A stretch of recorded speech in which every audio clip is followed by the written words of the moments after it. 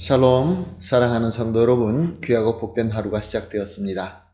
오늘 우리 하나님께서 새벽 예배로 불러주셨습니다. 소망을 가지고 또 간절한 마음을 가지고 새벽 예배 시작하도록 하겠습니다. 다 같이 기도합니다.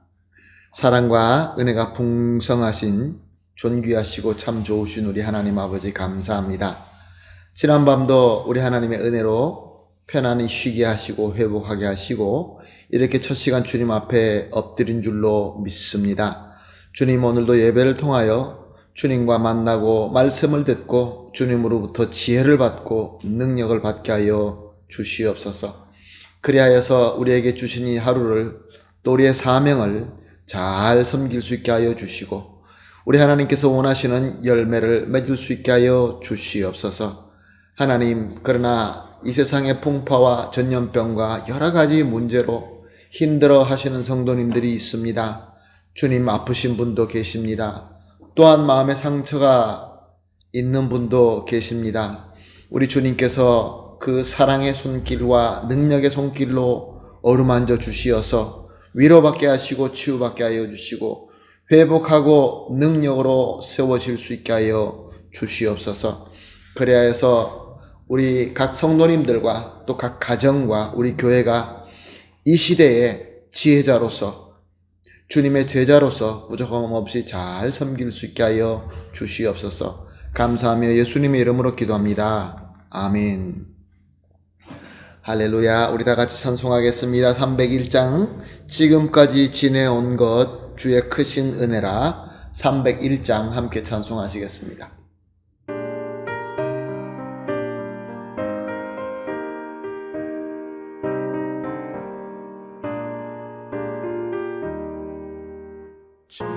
지금까지 지내온 것 주의 크신 은혜라.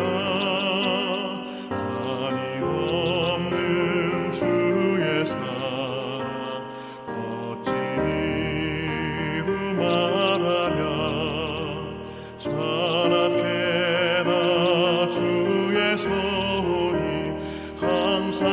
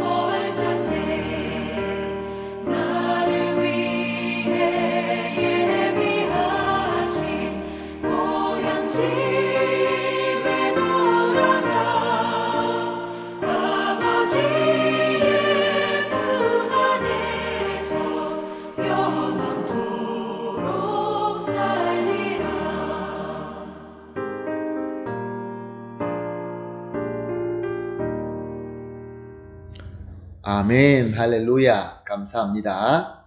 말씀 봅니다. 함께 보실 말씀은 다니엘서 11장 33절에서 35절 말씀입니다.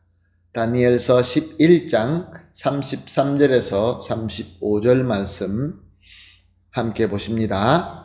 백성 중에 지혜로운 자들이 많은 사람을 가르칠 것이나 그들이 칼날과 불꽃과 사로잡힘과 약탈을 당하여 여러 날 동안 몰락하리라. 그들이 몰락할 때 도움을 조금 얻을 것이나 많은 사람들이 속임수로 그들과 결합할 것이며 또 그들 중 지혜로운 자 몇 사람이 몰락하여 무리 중에서 연단을 받아 정결하게 되고 희게 되어 마지막 때까지 이르게 하리니 이는 아직 정한 기간이 남았음이라. 아멘. 계속해서 다니엘이 하나님께로부터 받은 예언에 대한 말씀을 보고 있습니다. 이미 우리에게는 역사적으로 다 이뤄진 그러한 예언이지만 그러나 하나님의 말씀으로 우리에게 은혜가 되는 말씀입니다. 그러므로 성령께서 우리에게 말씀하시는 것을 듣기 위하여 겸손한 마음 우리가 하나님을 향하여 오늘 말씀을 들으면서 은혜 받도록 하겠습니다.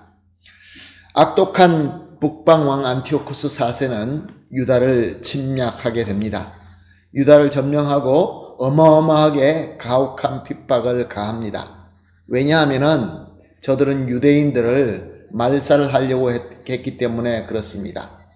저들의 정책은 유대인 정체성을 말살하는 것이었습니다.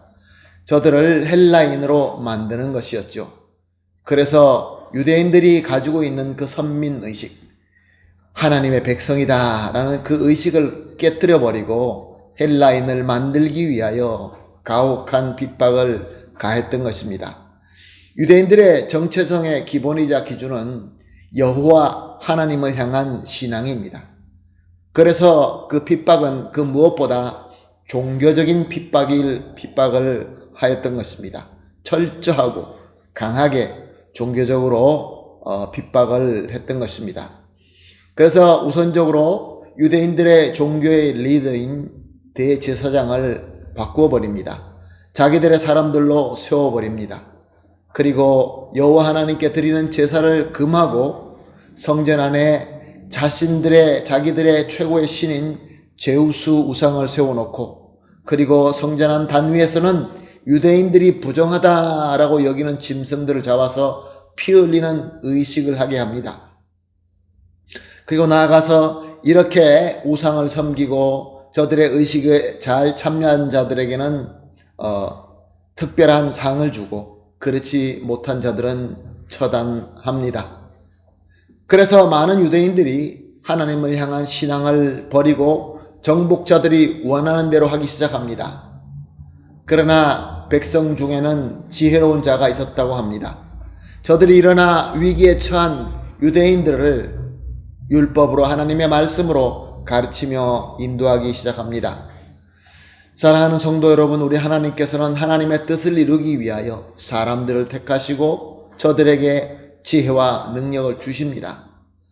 그래서 택함받은 백성, 택함받은 지혜 있는 자, 능력을 받은 자가 위기에 처한 백성들을 하나님께로 인도하는 것입니다. 당시 지혜자들은 그 혹독한 핍박과 유혹 가운데 있는 백성들에게 하나님의 말씀으로 가르치면서 인도하였습니다. 그러나 악독한 정복자 에피파네스가 그들을 그냥 둘리가 만무하였습니다. 그래서 오늘 본문에서 칼날과 불꽃과 사로잡음과 약탈로 핍박하고 또 몰락하게 만든 것입니다. 고문했습니다. 잡아 가두었습니다. 그리고 죽였습니다. 그리고 그들의 재물들을 빼앗아 갔습니다.